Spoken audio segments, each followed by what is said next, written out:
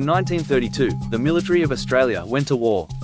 Not against another country, not against an army, against birds, thousands of them, tall, fast, relentless. They couldn't be negotiated with.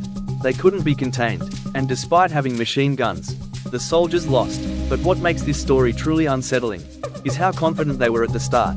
Because this wasn't supposed to be a war. It was supposed to be easy.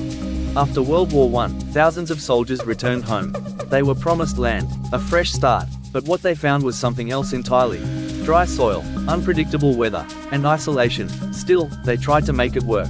They built farms, planted crops, started over, and for a moment, it almost looked like it might succeed.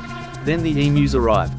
Around 20,000 emus began migrating inland. But this wasn't random. They were searching for water.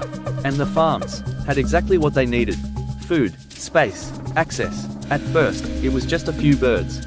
Then dozens, then hundreds, and then, entire fields began to move. Crops flattened overnight, fences destroyed, supplies ruined, and no matter what the farmers tried, the emus kept coming back. The farmers were overwhelmed.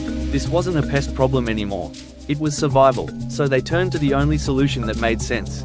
The military, and surprisingly, the government agreed. Soldiers were deployed, armed with machine guns, trained, organized, prepared, because how hard could it be to stop birds? The first encounter came quickly. The soldiers spotted a group of emus and opened fire, but something unexpected happened. The birds didn't panic. They scattered with precision, breaking into smaller groups, moving in different directions, too fast to track, too unpredictable to control, and within seconds, they were gone. The soldiers regrouped, adjusted their aim, waited for another opportunity, and when it came, they fired again, this time, more aggressively. More rounds, more force, but the result was the same: missed shots, wasted ammunition, and birds disappearing into the distance. At one point, they fired over 2,500 rounds, and barely made a dent.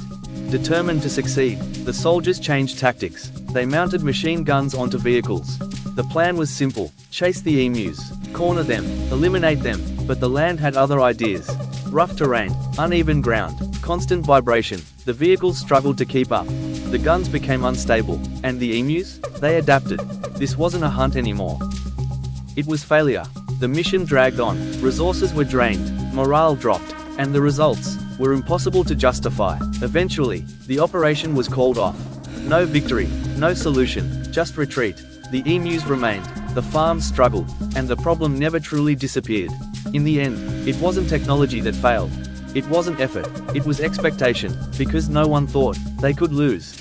Today, the Great Emu War is remembered as one of history's strangest conflicts.